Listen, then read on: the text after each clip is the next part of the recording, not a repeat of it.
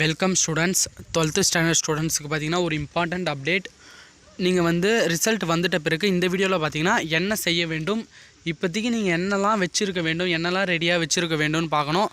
அப்புறமேட்டு தேதி எதனா ரிசல்ட்டுக்கு மாற்றிருக்காங்களா அப்படின்னு கொஞ்சம் டீட்டெயிலாக நம்ம எக்ஸ்பிளைனாக பார்க்கலாம். யாரும் இந்த வீடியோ ஸ்கிப் பண்ணாதீங்க. நம்ம சேனலை சப்ஸ்கிரைப் பண்ணி வச்சுக்கோங்க. உங்களுக்காக நிறைய வீடியோஸ் வந்து ஏற்கனவே கொடுத்துட்டு வரோம், இதுக்கப்புறமும் கொடுப்போம். மறக்காமல் நம்ம இந்த வீடியோவுக்கு லைக் போடுங்க. உங்களோட ஒவ்வொரு லைக்கும் என்னை வந்து ஒரு என்கரேஜ் பண்ணி உங்களுக்கான வீடியோஸ் வந்து மோர் வீடியோஸ் போடுறதுக்கு எனக்கு ஒரு உற்சாகமாக இருக்கும்.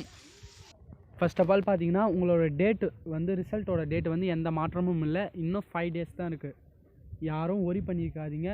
மே 6ஆம் தேதி 12ஆம் வகுப்பு பொதுத் தேர்வுகள் முடிவு வெளியாகும். நீங்கள் ரிசல்ட் எப்படி பார்க்கணுன்னு உங்களுக்கு தெரியும், சொல்ல வேணாம். ஏன்னா நீங்கள் 11லேயே பார்த்துருப்பீங்க. www.dge அந்த வெப்சைட்டில் போய் பார்க்கலாம், இல்லை டிஎன் ரிசல்ட் என்ற வெப்சைட்டில் போய் பார்க்கலாம்.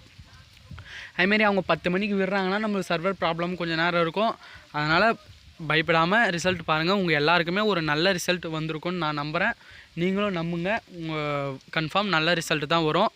மற்றபடி நம்ம ரிசல்ட்டுக்கு எந்த மாற்றமும் இல்லை. இதை பற்றி யாரும் இனிமேல் பேச வேணாம். பேசுறதுக்கான டாபிக் நீங்களே உள்ளே பேசியிருப்பீங்க, ரிசல்ட் டேட் சேஞ்ச் ஆகுதா அப்படின்னா. அந்தமாரி அவங்க சொல்லிட்டாங்க. பள்ளிக்கல்வித்துறையிலேருந்து மக்களவை தேர்தல் அந்த எலெக்ஷன் வந்ததால் ஏன்னா ரிசல்ட் தள்ளி போகுமான்னு பார்த்தீங்கன்னா எந்த விதமான இதுவும் தள்ளி போகலை.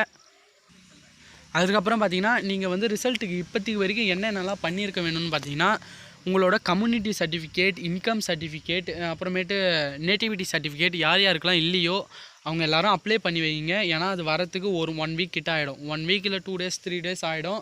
அதனால் அது நமக்கு சீக்கிரம், ஏன்னா நம்மளுக்கு வந்து பிஇக்கான இப்போதைக்கு என்ன சொல்லியிருக்காங்கன்னா, bachelor of engineering, bachelor of technology, சரிங்களா. இன்ஜினியரிங்கான கவுன்சிலிங் வந்து மே 5ஆம் தேதி ஸ்டார்ட் ஆகும்னு சொல்லிட்டாங்க. மே 5ஆம் தேதினா நம்ம மே 5ஆம் தேதியே போடணுன்னு இல்லை. ரிசல்ட்டு நம்மளுக்கு மே 6 தான் வருது. ஒரு 10க்கு மேலே கூட கவுன்சிலிங் போடலாம். அதுமாதிரி பார்த்திங்கன்னா அதுக்கு வந்து நம்ம இந்த கம்யூனிட்டி சர்டிஃபிகேட்டு இதோட நம்பர்லாம் தேவை, சரிங்களா. நம்ம சர்டிஃபிகேட்ஸ் வந்து காலேஜில் தான் போய் சப்மிட் பண்ணுவோம். ஆனால் இங்கே வந்து அந்த நம்பர்லாம் ஏற்றுவாங்க. அப்புறம் அந்த சர்டிஃபிகேட்டோட ஸ்கேன் காப்பி கூட ஏற்றுவாங்க. அதனால் நீங்கள் அதை இப்போயே போய் ஃபாஸ்ட்டாக பண்ணி வச்சுக்கோங்க. அப்புறம் என்ன ஃபஸ்ட்டு கிராஜுவேட் யாரெல்லாம் ஃபஸ்ட்டு கிராஜுவேட்டோ அவங்களாம் இன்னும் கொஞ்சம் குயிக்காக பாருங்கள். ஏன்னா அது வந்து கொஞ்சம் லேட் ஆகும்.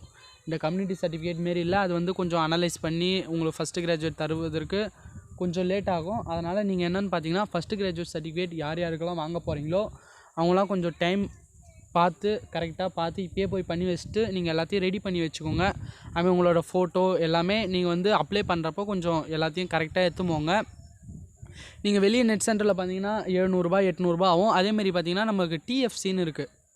அது வந்து காலேஜில் இப்போ யூனிவர்சிட்டி காலேஜஸ்லாம் இருக்குது பாருங்கள். இந்த 13 காலேஜஸ் இருக்குது. நீங்கள் கேள்விப்படலைன்னா யாருன்னா உங்களுக்கு படிக்கிறவங்க யாருன்னா உங்கள் ஊரில் படிக்கிறவங்க யாருன்னா கேட்டு பாருங்கள்.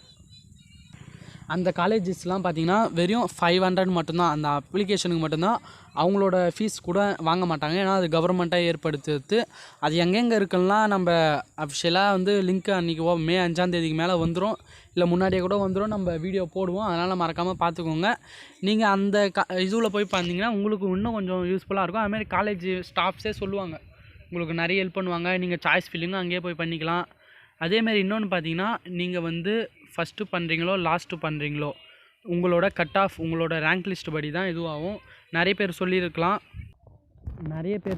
இல்லை உங்களுக்கே கூட ஒரு டவுட் வந்திருக்கும். இப்போ நான் ஃபஸ்ட்டு பண்ணேன்னா எனக்கு ஃபஸ்ட்டு சீட்டு கிடைக்குமா, என்ன லாஸ்ட்டு பண்ணேன்னா அப்படிலாம் இல்லை. உங்கள் கட் ஆஃப் தான் அங்கே மேஜர் ரோல் பண்ணும். உங்களோட ஃபிசிக்ஸ், கெமிஸ்ட்ரி, மேக்ஸ் அந்த மார்க்ஸ் தான் உங்களுக்கு வந்து மேஜர் ரோல் பண்ணும். நீங்கள் அதை வச்சு ரேங்க் லிஸ்ட் அவங்க விடுறப்ப உங்கள் கட் ஆஃபுக்கு எந்த ரேங்க் வருதோ அப்படி கரெக்டாக வந்துடும். நீங்கள் வந்து லாஸ்ட் அப்ளை பண்ணால் எனக்கு கொஞ்சம் எட்ட போகும் அப்படிலாம் இல்லை. நீங்கள் வந்து அந்த டேட்டுக்குள்ளே நீங்கள் அப்ளை பண்ணிட்டீங்கன்னா உங்களோட மார்க்ஸ் படி அது கரெக்டாக கட் ஆஃப் படி வந்துடும். நீங்கள் இதெல்லாம் கொஞ்சம் ப்ரிப்பேர்டாக நீங்கள் வந்து இந்த சர்டிஃபிகேட்ஸ்லாம் கொஞ்சம் முன்னாடியே எடுத்து வைங்க. ஏன்னா இதெல்லாம் நமக்கு டக்குன்னு கிடைக்காது, ஒரு 1 வீக்காச்சும் ஆகும். அதனால் கொஞ்சம் பார்த்து நல்லா எடுத்து வைங்க. அப்புறம் எக்ஸாம் முடிஞ்சது ரிசல்ட் வந்துட்ட பிறகு என்ன பண்ணணும்னா, ஃபஸ்ட்டு நீங்கள் உங்களோட ரிசல்ட் வந்து உங்கள் கட் ஆஃபை கால்குலேட் பண்ணி பாருங்கள். உங்களுக்கே மேக்ஸிமம் தெரிஞ்சிடும் நம்ம எப்படி என்ன மாரி எடுக்கலான்னு நீங்கள் நினச்சிருப்பீங்க. அதுக்கேற்ற மாரி நீங்கள் கட் ஆஃபை வந்து கால்குலேட் பண்ணி வச்சுட்டு ஒரு முடிவுக்கு வந்துடணும். ஏன்னா ரிசல்ட் வந்துட்ட பிறகு இன்னும் ஆர்ட்ஸ் காலேஜ், அப்புறம் மெடிக்கல் காலேஜ் எல்லாமே கவுன்சிலிங் அப்படியே கவுன்சிலிங்க்கு இல்லை, அந்த அப்ளிகேஷன் ஃபார்முக்கான டேட்டு சொல்லிடுவாங்க ஓப்பன் ஆகிறது. நம்ம வந்து உங்களுக்கு யாருக்கும் முடிவு குழப்பமாக இருக்குதுன்னா நீங்கள் யாரும் விட்டுறாதீங்க. இப்போ நான் ஆர்ட்ஸ் எடுக்க போகிறேன், இல்லை வந்து நான் மெடிக்கல் எடுக்க போகிறேன், இல்லை பிஇ எடுக்க போகிறேன்.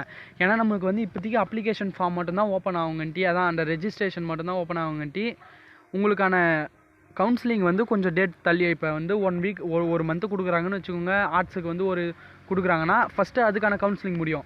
அப்பயே நடுவில் வந்து இன்ஜினியரிங்கான ரெஜிஸ்ட்ரேஷனும் போகும்.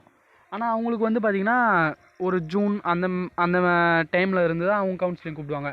இன்னும் மெடிக்கலுக்கெலாம் பார்த்திங்கன்னா நீட்டு வந்து கவுன்சிலிங் முடிஞ்சிட்ட பிறகு தான் அவங்களுக்கு ஓப்பன் பண்ணுவாங்க.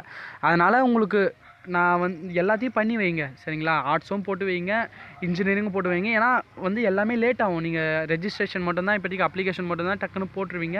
ஆனால் உங்களுக்கு கவுன்சிலிங் வந்து ரொம்ப லேட் ஆகும். அப்புறம் அப்போ வந்து நீங்கள் ஃபீல் பண்ண கூடாது, நம்ம இதே போட்டாச்சு வச்சுருக்கலாமேன்னு ஃபீல் பண்ணக்கூடாது. அதனால் இந்த விஷயத்தெல்லாம் கொஞ்சம் கரெக்டாக பார்த்துக்கோங்க. அதுமாதிரி உங்கள் ஸ்கூலில் பார்த்தீங்கன்னா எல்லா சர்டிஃபிகேட்டும் அவங்க தந்துடுவாங்க. மேக்ஸிமம் அட்டனன்ஸ் சர்டிஃபிகேட்டை மற்றும் இந்த கான்டாக்ட் சர்டிஃபிகேட்ஸ்லாம் இருக்குது. அதெல்லாம் என்ன ஸ்கூலில் தரலன்னா நீங்களே கூட கேட்டு வாங்கிக்கோங்க. அது ஏன்னா உங்கள் காலேஜுக்கு யூஸ்ஃபுல்லாக இருக்கும்.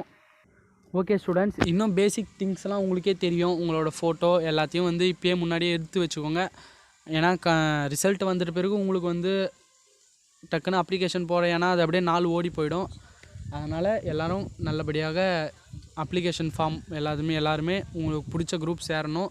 அதனால் ஓகே ஸ்டூடெண்ட்ஸ், நீங்கள் ஃபர்ஸ்ட் ஆஃப் ஆல் யாரும் ரிசல்ட்டை நினச்சி ஒரி பண்ணிக்காதீங்க. அதுமாதிரி உங்களுக்கு பிடிச்ச குரூப் ஏதோ அந்த குரூப்பை வச்சு உங்களுக்கு பேரண்ட்ஸ் சொன்னால் கூட அது உங்களுக்கு பிடிச்சிருந்தா நீங்கள் அந்த நல்ல குரூப்ஸை எடுத்து நீங்கள் சேரலாம்.